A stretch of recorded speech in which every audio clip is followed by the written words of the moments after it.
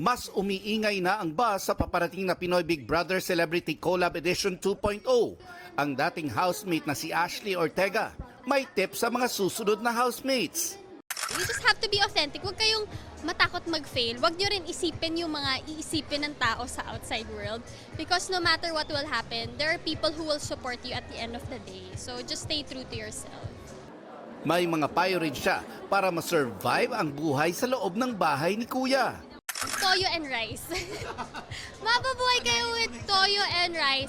At siguro yung hack, siguro bilang nanggaling kami doon, magdala na kayo ng maraming stock ng toiletries, mga clothes. Kasi yun kami paulit-ulit lang eh. And bago kayo pumasok sa bahay ni Kuya, kainin nyo na lahat ng gusto nyong kainin.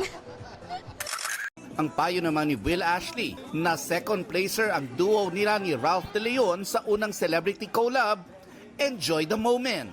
Don't plan. Maging totoo lang talaga kasi magpo-follow lahat. Enjoy lang po. Hindi pa rin daw makapaniwala ang nation's son na nagkaroon siya ng sariling show. Expect full enjoyment daw sa kanyang concert ngayong gabi sa New Frontier Theater. Kabilang sa kanyang mga special guests, ang kapwa ex-housemate na si Bianca De Vera. Siyempre expect po nila dito yung full performance talaga. Mga kaldag-kaldag, ganyan. Yung mga sayawan na hindi siya usual sa TikTok ngayon na 100% performance po talaga. Wow!